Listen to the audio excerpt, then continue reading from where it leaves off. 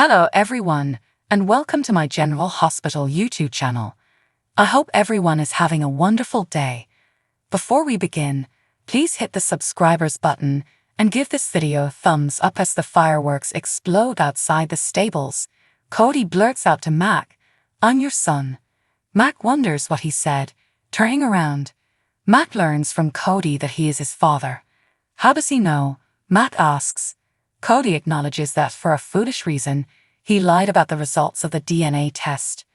Mac requests that he tell him nevertheless. Cody informs him that he was required to swear an affidavit claiming to be the son of Leopold Taub in order to be granted a claim to the Ice Princess.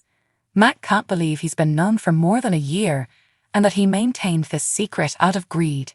Mac laments that despite his efforts to reach out and open his heart and family to him, Cody has consistently shut the door in his face. According to Cody, he aspired to be his family's son. He wasn't proud of it, but he didn't know how to tell him earlier even though he wanted to. Mac is furious that he was unable to be completely honest with him, and to make matters worse, he lied to Bailey, Lou, James, Felicia, Maxie, and Georgie.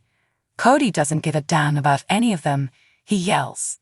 That's untrue, according to Cody, who also claims that this is killing him. Mac asserts that it doesn't, that he doesn't believe him, and that his apology may just be another lie. After Mac storms off, Maxie discovers Cody pouting in the stables. James might have left his riding gloves here, so she's searching for them. Cody interrupts her digression and advises him not to continue instructing James. She queries why, thinking that this is her only chance to make him behave and clean his room. Cody clarifies that Mac is upset with him, that he has been lying, and that everyone was correct to believe he was Mac's son. Though surprised, Maxie claims to be able to see it. To say that Cody is unhappy would be an enormous understatement, as he claims to have told Mac the truth tonight.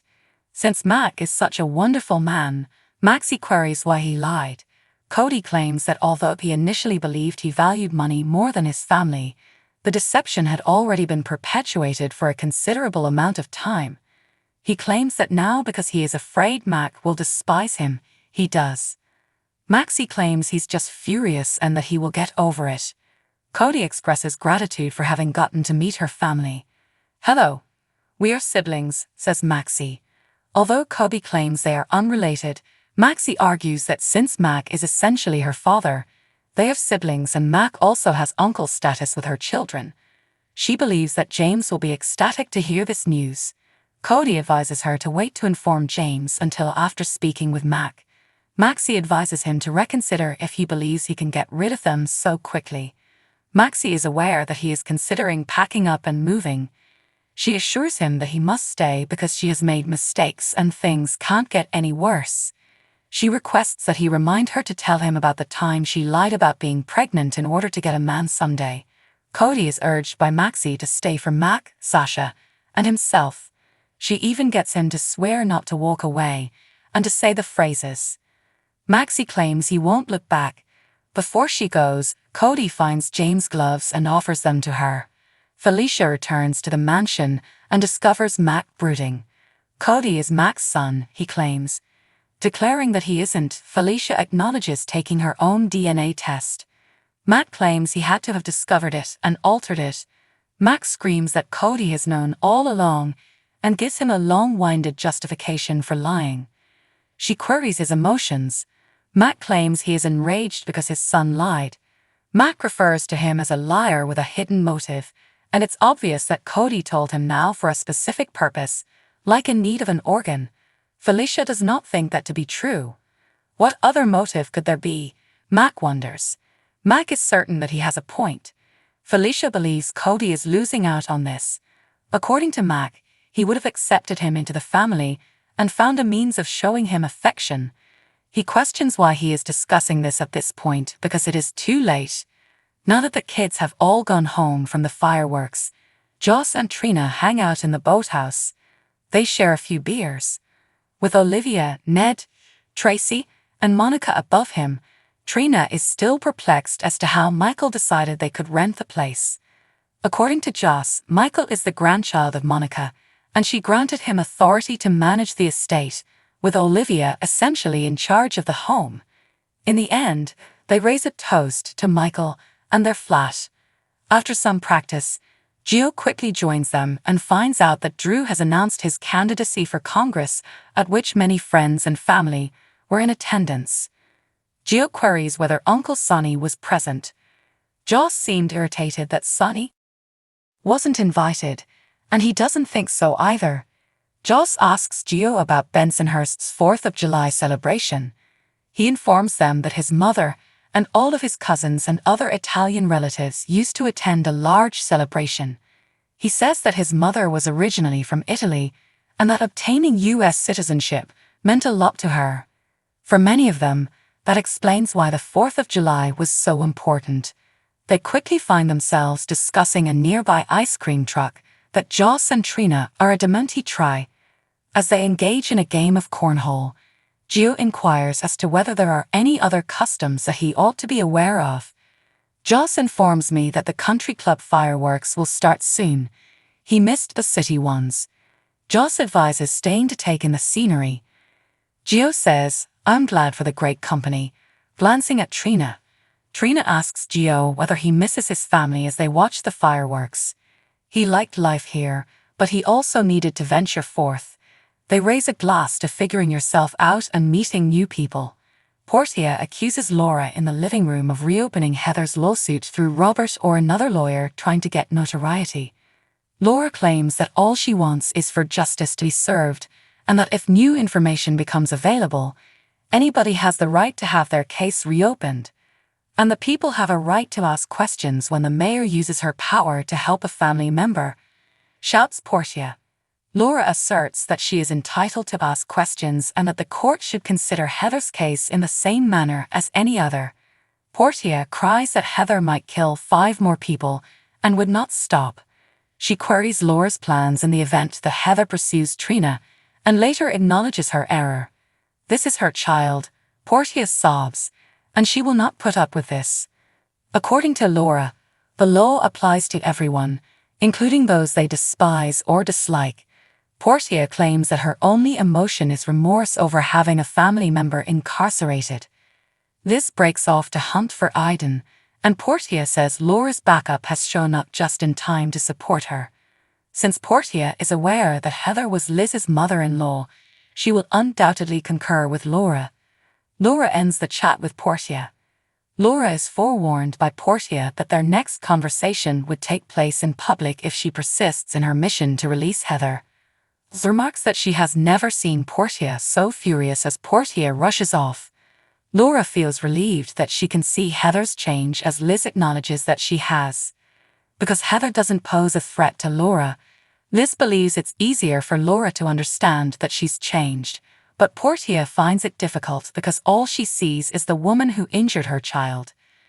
Liz says that although she could see that Franco had changed, the relatives of his victims never did. According to Liz, the courts should handle this since, as they say, justice should be served to everybody. Laura expresses gratitude to her for her comprehension. Liz hugs Laura and tells her that both her grandchildren and she are proud of her. Laura gives her a hug and blots away her tears. Michael acknowledges in the kitchen that Curtis is correct and that they must cooperate. Nina feels she's receiving a second opportunity because of Willow and Drew, even though she knows she injured Michael and severely damaged their relationship. This is about Aurora and going ahead, according to Curtis. Despite the fact that he and Nina haven't been successful in negotiating a truce in the past, Michael agrees to try. Although Nina is aware that Michael has no reason to trust her, he can nevertheless put his trust in her as her desire for peace is self-serving.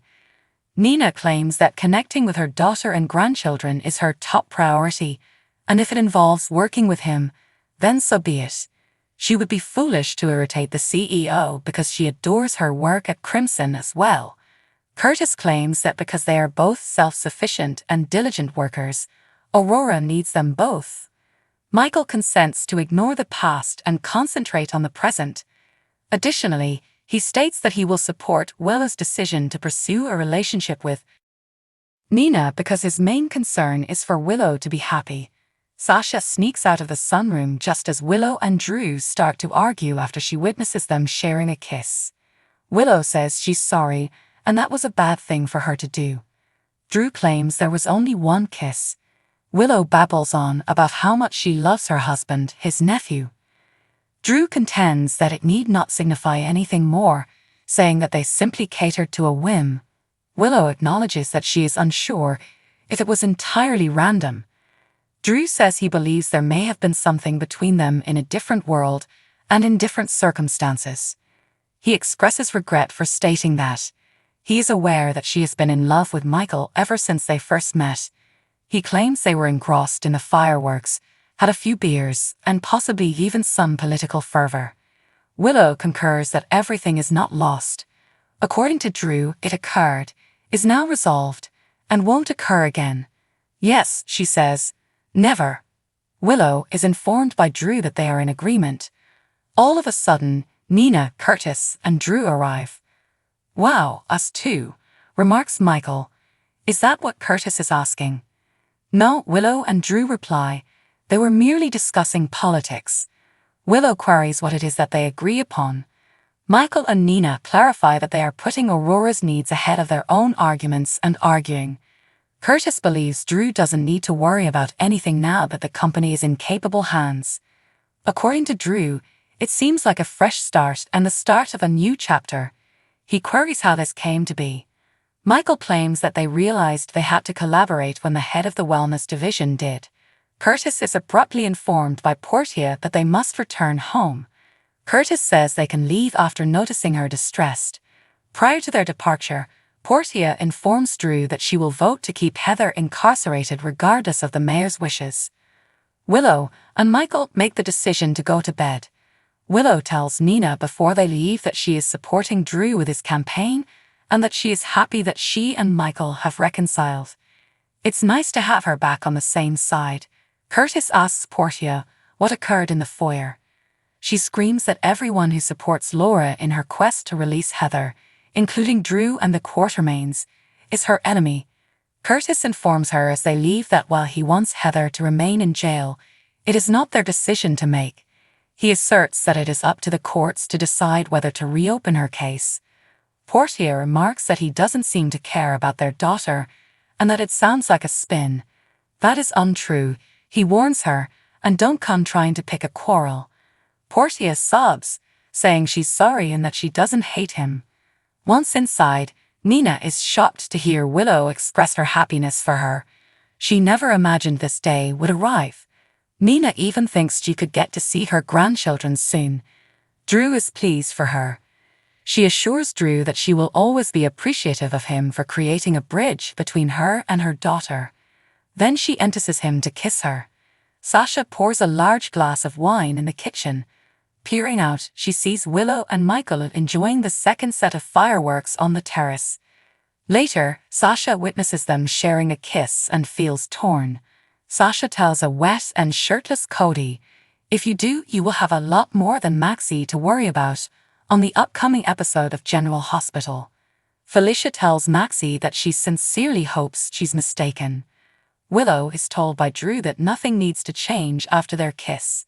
When Ava shows up at Sonny's pharmacy, she declares, "You are going to do what I want." Sonny alerts someone to the possibility of a witness call. Carly tells Jason that he must tell Sonny everything. So what do you guys think about this update? Let me know in the comments below. And if you like my videos, please press like and subscribe for more. I'll see you guys next time.